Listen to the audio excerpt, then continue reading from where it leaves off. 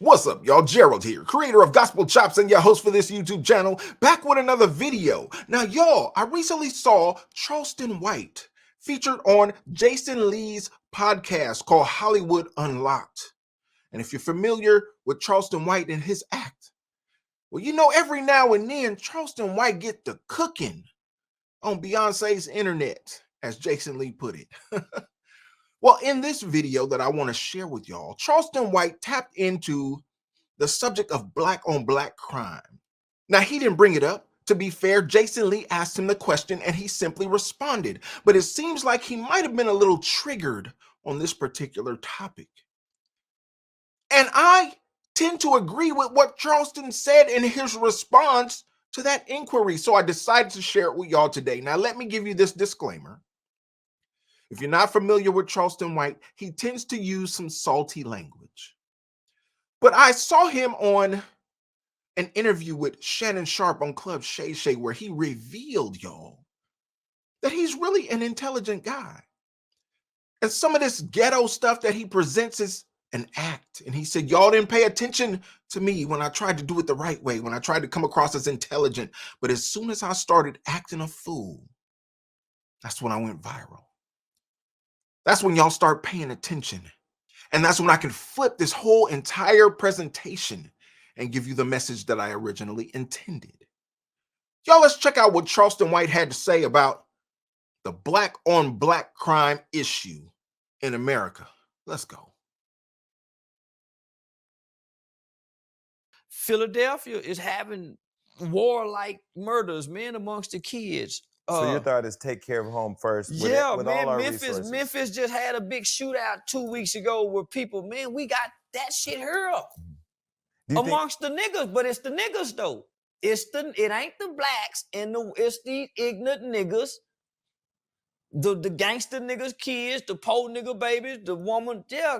So it's easy to send aid over there and ignore aid that you can give here locally. Y'all see how Charleston differentiates between folks he calls ghetto and amongst other things, and folks he calls the blacks.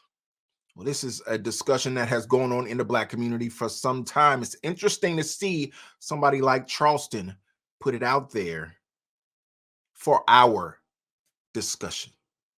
Do you think that's the frustration that younger people or people now in America have with Joe Biden because they see him sending the aid there, but don't see the change happening in their community here? And what they've sent to Ukraine, they could wipe out all of our student loans with no problem. With all the aid they just sent to Ukraine alone. Mm-hmm. But you got people here still suffering. I mean, you got people here who get denied food stamps because they $10 over what the requirement says. So there's no aid here for America. Mm-hmm. So how can all this aid be given and we have just as many people dying here, if not from gun violence, from fentanyl overdoses?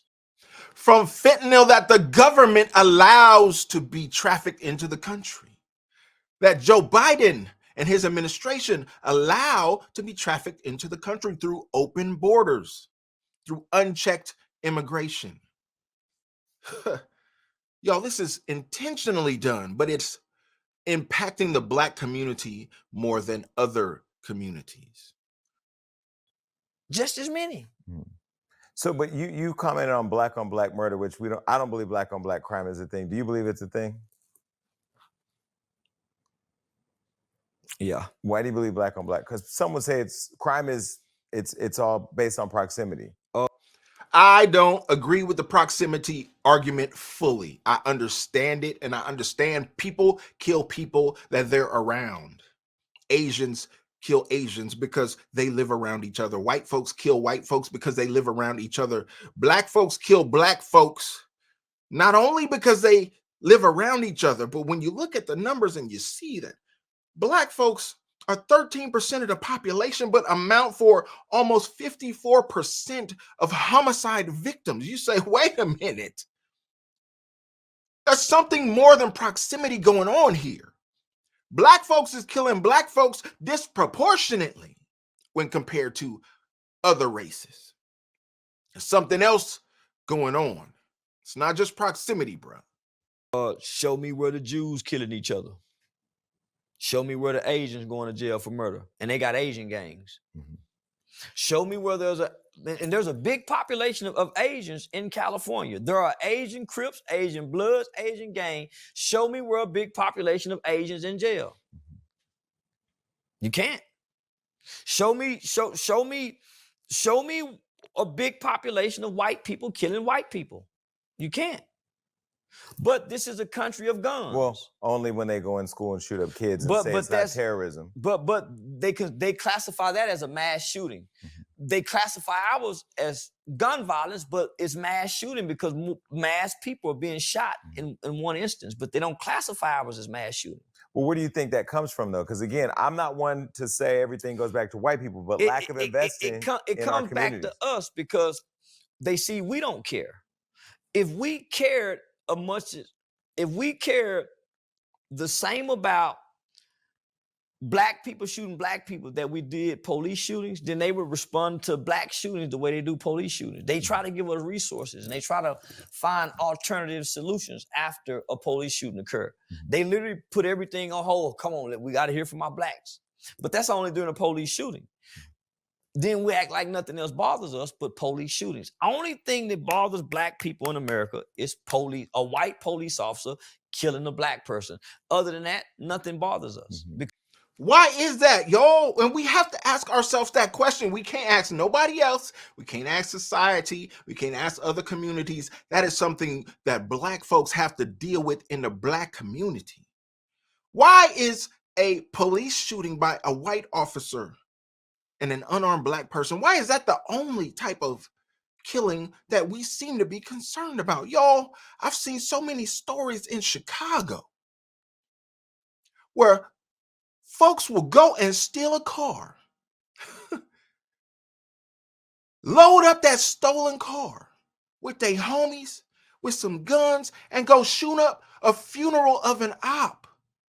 Because they know where the rest of the ops are going to be. Well, one of the ops died, so we know the rest of the ops going to show up to the funeral. So let's go shoot that up, and maybe we can get the rest of them. Y'all, that mentality is a sickness. It's a poison in the community. It's a poison in the minds of the youth, and it is only a situation that we ourselves can resolve. We can't depend on nobody else to fix that. That's on us. We got to own it. Because them folks who stole that car and shot up that funeral, somebody know who it was. That was somebody's grandson. That was somebody's nephew. And because you connected to them folks, y'all hood individuals, ain't no snitching, right? You don't want to tell. Well, part of cleaning up the community involves getting rid of those destructive forces that are allowed to run rampant in the community.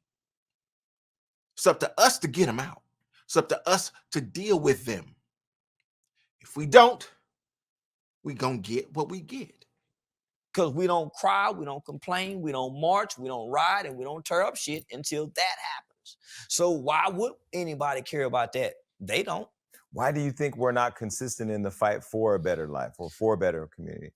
It starts at home. I think our problem starts watching mom and her sisters, mom and her brothers, grandmama treating this one kind of way compared to this one. Materialism. I think materialism is what got us to this point. Mm-hmm. Having a color TV, having furniture, having clothes, having shoes. I think materialism superseded everything. Y'all, I get what he's saying. I understand what he means when he talks about materialism, but other communities have material too. I think it goes to the psyche. It's how we interpret those materials, how we interpret our position lowly on the totem pole, being reduced to consumers and not producers, to where we think that tennis shoes that cost $5 to make at a child sweatshop in China. Just because we paid $250, $300 for them in America, we think that is something. Well, we don't know the origin. That this thing is almost worthless. And you walk around with them on your feet like a status symbol, like it's supposed to mean something. It's our psyche, y'all. It's how we interpret these material things that Charleston is alluding to. And it goes beyond that. Some of these kids who lack education, and I agree with him, education it starts in the home. Don't begin at school. When we fail at home, that failure follows that child into the school system. That's why they get so many jackets put on them at an early stage, and they say, well, this kid ain't right in the head. This is young, can't get right. Got to put him in those other classes with those other people. He's one of the others because he come from the wrong side of the tracks, and he can't read. His mama can't help him with his homework because she can't read. He ain't got no daddy. All these issues, y'all, that feed into this environment that we call the hood. Well, these are things we need to deal with in the hood. Even if it takes putting pressure on politicians who govern the hood. Still, the impetus is on us to bring about change. Y'all, what do you think about what Charleston White had to say on this topic? It's so important.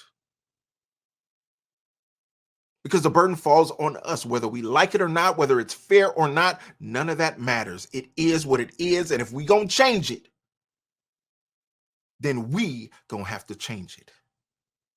Y'all like the video? Subscribe to the channel and share the video so we can get more people involved in the conversation, y'all. And like I always say, always remember and never forget, without the gospel, it's just chops. Until next time,